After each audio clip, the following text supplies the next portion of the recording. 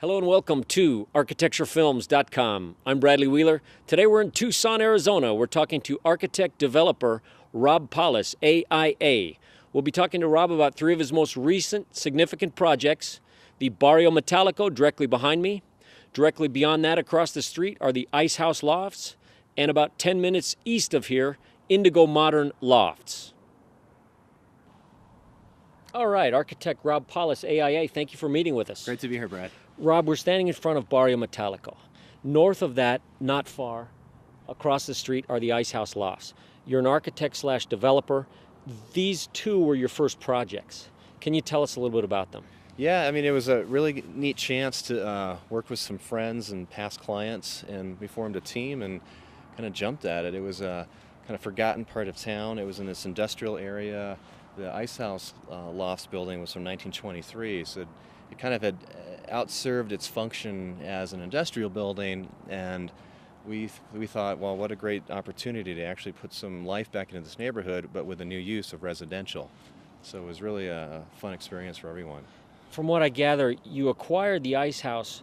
You realized that would take about 3 years. So in order to economically jumpstart the neighborhood, you acquired the property across the street, here the Barrio Metalico, and that really helped turn things around in downtown Tucson.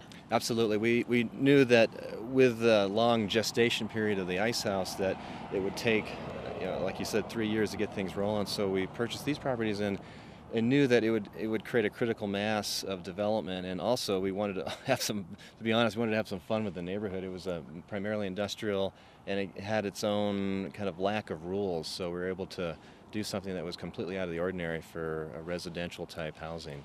The New York Times article quoted the initial prices in the 180s, and a short period of time after that, it's almost doubled. Correct. There's been resales of almost double that, so there was definitely a pent-up need for this type of building type, as well as just it's an infill project it's only a mile from our downtown here, so it really was a success in a lot of different ways. Let's focus on the Barrio Metalico directly behind us. Tell us about that specific project. That project, it was basically two lots. We maximized the kind of density within the standard zoning code. We didn't want to have to go through rezoning or jump through a lot of hoops, but we really looked at creating a small unit that a lot of different people could afford, and even with the building type, we used a standard metal building over just a monolithic concrete slab. So we wanted efficiency both in speed as well as budget, and also we knew that we had to create something that was cutting edge, that was a little bit different from the standard fare to compete with the other industrial buildings in this neighborhood. The sides are galvalume, and your thickness of your walls are, I believe, either 12 inches or 14 inches? It's 12 inches, so it's really well insulated. It has it's an over R40 in insulation in the walls and that much in the ceiling as well. So it's really a very efficient shell, if you will. Had you had any prior experience with working with industrial buildings or galvalume siding? Yeah, we've done quite a few, primarily just for industrial or commercial type buildings, but this is our first foray into using this type of construction for residential. So we definitely had a learning curve to make it work for that different function, but it all in all, it turned out great, and it's really been a success. And then their lofts, so how large are the floor plates and how large are the lofts above them? Yeah, the floor plate it's just under 1,600 square feet. There's actually 1,000 square feet on the lower floor, and the rest of the square footage is in the loft, so there's a double height space that really makes the space come alive. With the low budget we were working with, we really had to just go on the rudiments of just space and light and proportion and detailing. We look hard at creating details that'll bring the whole character of the space up and really create a element of craft that's within the interior and exterior. Great. We have still quite a bit of sunlight. Let's take a walk and take a look at your nice project. Sounds good.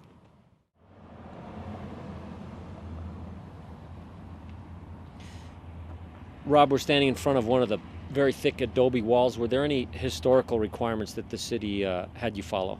Well, no real historical constraints, but we wanted to keep some of this, partly for the aesthetic and also to make sure the neighborhood wasn't too afraid of the project coming in, because there's a huge rationale of saving this kind of old thing that's around town. So we worked really hard to keep as much as possible, and it really has a nice counterpoint to the new. So you've got this kind of turn of the century, 2-foot thick, heavy adobe walls, which have a lot of structural reinforcing just to stand up, to bring it up to code. But adjacent to that is this really lightweight, highly efficient shell of a building, the Barrio Metalico.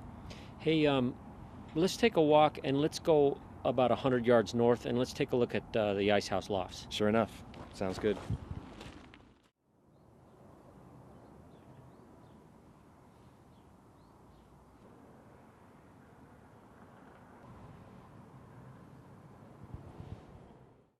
We're talking with Ashley Duncan. Ashley is the owner of one of 9 Barrio Metalico units.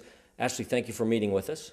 Insulation-wise, how is it in the summer? How is it in the winter?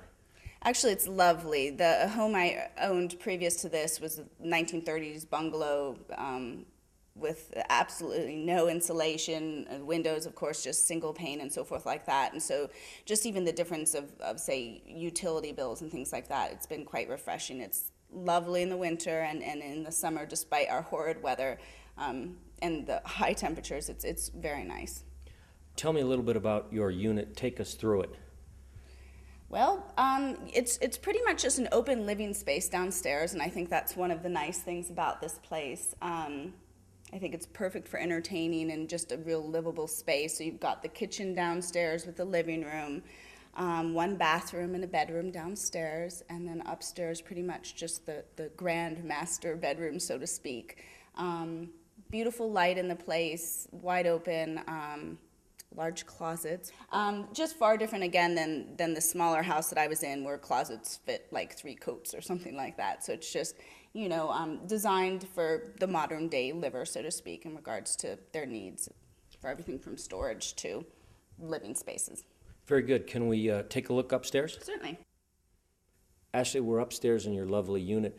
The architect, Rob Paulus, mentioned that in Tucson, once you get 10 feet above the ground plane, you can enjoy some nice views of the Catalina Mountains. No, certainly. It's one of the most enjoyable parts of this home, and very rare in downtown in particular to have such views of the Catalina Mountains. And final question, you live pretty near a set of railroad tracks. Yes. How is it living right on the tracks? Actually, I enjoy it, and I think that's usually the first question people ask. It's not loud because of the style and the design of these places, so well insulated, and of course the double pane doors and windows and so forth like that. And then it is just kind of a nice, I think, comforting hum that you see or hear every so often throughout your day. That's nice. Very good, Ashley. Well, thank you very much for meeting with us and showing us your lovely place. Oh, thank you. Rob, we're on the northernmost boundary of the 9 Barrio Metalico units, immediately across the street of the Ice House Lofts. Tell us a little bit about this project. The Ice House Lofts are built within the shell of an old building that started in 1923. It was added on over the years all the way to 1954, and it comprises 48 units that are inside the existing shell, and we had some room on the corner of the site where we added another 3 units. So it's a total of 51 units, and it's basically the original building is 36,000 square feet, and we pretty much doubled that square footage to put all the units in. You recycled a lot of material from the Ice House Lofts and put them across the street at Barrio Metalico. Yeah, there was an old warehouse that we took down over here, and we disassembled that to just gain access on the property, and then it became the fencing for the Barrio Metalico property, as well as there was a lot of just 2x6, 2x8, 2x10s that came down that formed a really fun, kind of rough, textured wood fence that is on the interior of the Barrio Metalico sites. So it was really fun to take all these materials and even leave having the building in place. There was just tons of concrete and brick. Just to give us an idea, do you have any numbers that come to mind? Yeah, there was. We figured out there was over 660 tons of brick and probably double that in concrete in terms of tonnage that we saved in place that didn't go to the dump.